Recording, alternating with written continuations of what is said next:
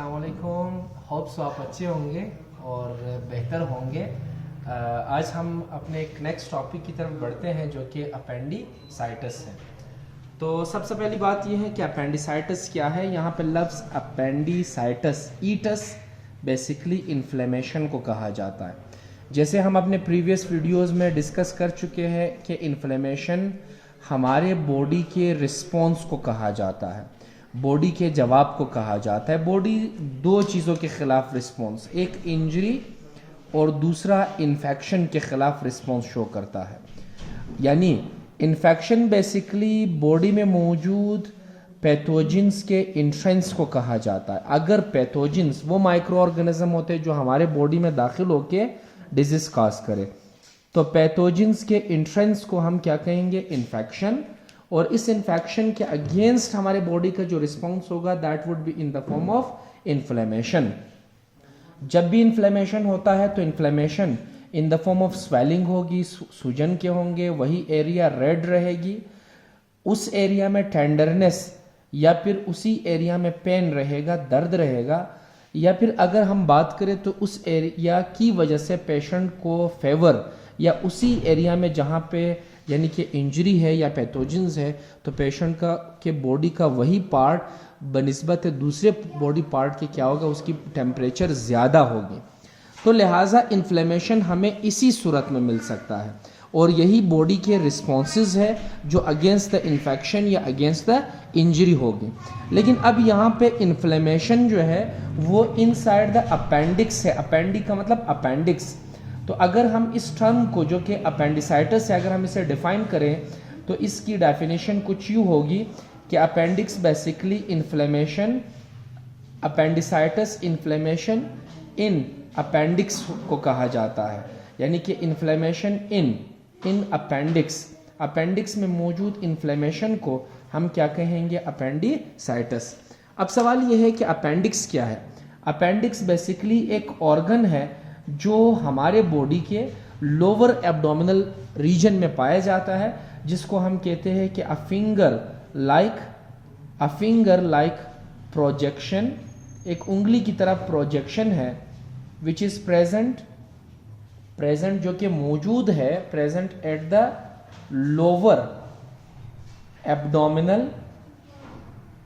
Lower abdominal region. ठीक है, यानी अपेंडिक्स वो फिंगर लाइक ऑर्गन है जो हमारे एब्डोमेन, पेट के लोअर एक्सट्रीमिटी, लोअर रीजन में पाया जाता है। लेकिन कौन से lower, right lower abdominal region, यानी राइट साइड पे पाया जाने वाला। ठीक है, जो हमारे राइट लोअर एब्डोमिनल में मौजूद यानी कि पार्ट है that is basically known as appendix. अब इसी अपेंडिक्स में इन्फ्लेमेशन को हम क्या कहेंगे, अपेंडिसाइटिस कहेंगे। तो ये इन्फ्लेमेशन किस वजह से होगा, ठीक है। तो बेसिकली पैथोजेंस जिसको हमने मोस्टली कॉमन समझा है बैक्टीरिया, तो ये बैक्टीरिया क्या करेंगे, ये हमारे बॉडी के अंदर दाखिल होंगे और डायरेक्टली जाके कहाँ रहेंगे, इनसाइड द अपेंडिक्स। तो बैक्टीरिया का अपेंडिक्स में रहना, जैसे ये बैक्टीरिया अपेंडिक्स में दाखिल होंगे तो अपेंडिक्स में दाखिल होने के बाद ये क्या काज करेंगे, इन्फेक्शन।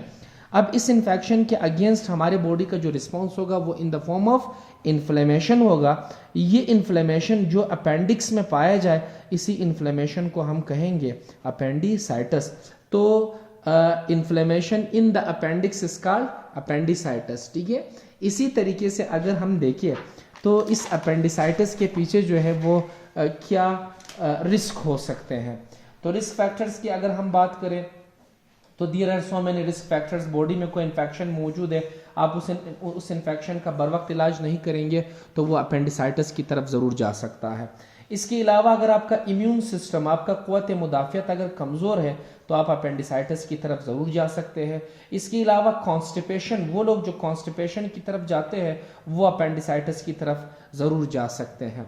इसके अलावा डिपेंड करता है आपके डाइट के ऊपर। अगर आप खुराक ऐसा इस्तेमाल कर रहे हैं जिसमें इन्फेक्शियस के एजेंट के चांसेस हैं तो लिहाजा आप अपेंडिसाइटिस की तरफ ज़रूर जा सकते हैं। फर्दर मोर अगर हम अपेंडिसाइटिस में साइन एंड सिम्टम्स की बात करें तो कौन से अलामात हैं जो बेसिकली हमें अपेंडिसाइटिस में मिल सकते हैं, what are the sign and symptoms. तो अलामात जो है यानी कि सीवियर पेन, शदीद पेन होगा, ठीक, और ये पेन बेसिकली पैल्विक रीजन पे and right lower abdominal region में होगा, राइट लोअर एब्डोमिनल पेन होगा। इसी के साथ साथ पेशेंट को नोजिया वोमिटिंग होगा, दिल खराब होना, उल्टियां आना, और इसी के साथ साथ पेशेंट जो है यानी वो फटीग का शिकार होगा, थकावट उनको होती जाएगी।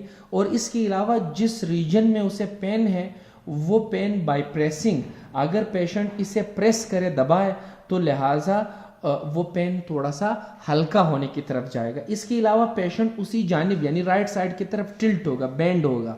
क्लियर। इसी के साथ साथ लॉस ऑफ एपेटाइट, पेशेंट का जो भूख है वो खत्म होने की तरफ जाएगा।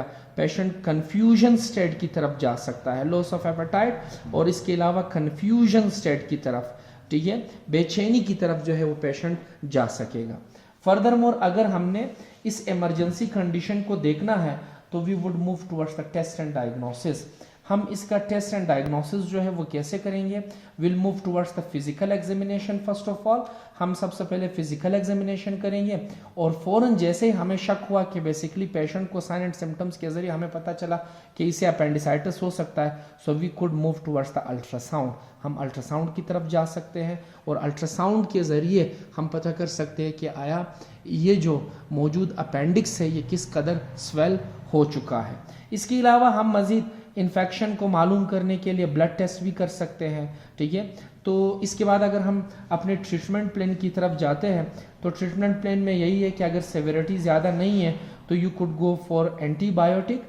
आप एंटीबायोटिक की तरफ जा सकते हो, जैसे कि एंटीबायोटिक जो है वो आपके पास सिप्रोफ्लॉक्सासिन है और सिप्रोफ्लॉक्सासिन जो है वो आपको नोविडेट के नाम से मिल सकता है, आपको साइरोसिन के नाम से मिल सकता है।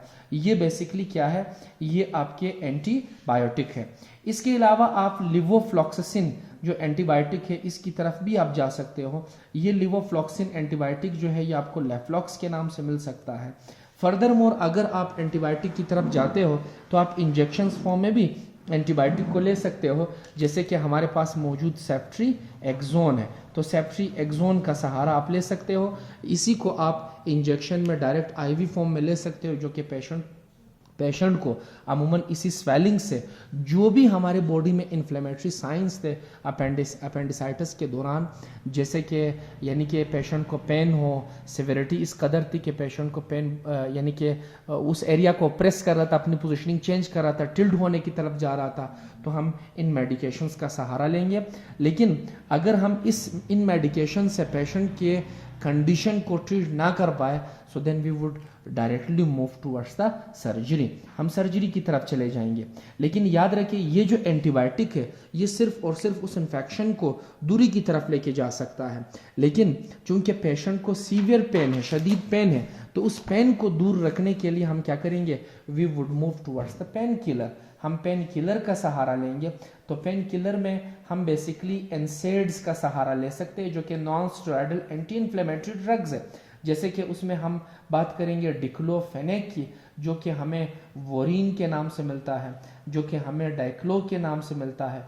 तो ये बेसिकली क्या है? ये आपके डिक्लोफेनेक है। इसके अलावा आप यानी कि मज़ीद जो है वो मैफिनिक एसिड, मैफिनेक या मैफिनेमिक एसिड या फिर पॉनिस्टान या ब्रोफिन, बाकी जितने भी एनसाइड्स हैं हम उन्हीं की तरफ जा सकते हैं, चाहे वो हम इन्फ्यूजन फॉर्म में ले, चाहे वो हम यानी कि इंजेक्शन फॉर्म में ले, या फिर हम सिरप या टैबलेट फॉर्म में ले। तो डिपेंड करता है पेशेंट ऑफ यानी condition of the patient, age of the patient और वेट ऑफ द पेशेंट। इन तमाम चीज़ों के ऊपर जो है यही चीज़ डिपेंड करता है कि हमने कौन सा यानी कि पेन किलर का सहारा या एनसाइड का सहारा लेना है।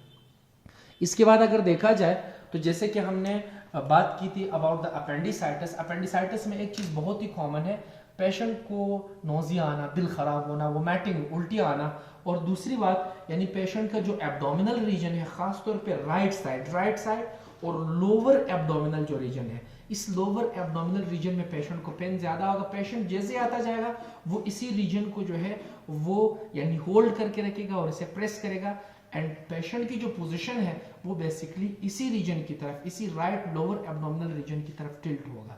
तो ऐसा अगर कोई कंडीशन है तो आपने समझना है कि this is a condition of appendicitis, और हम फिर इस अपेंडिसाइटिस की जो है वो हम कंडीशन को देख के उनकी ट्रीटमेंट की तरफ चले जाएंगे। And we almost have discuss the treatment plan. तो यहाँ तक आपका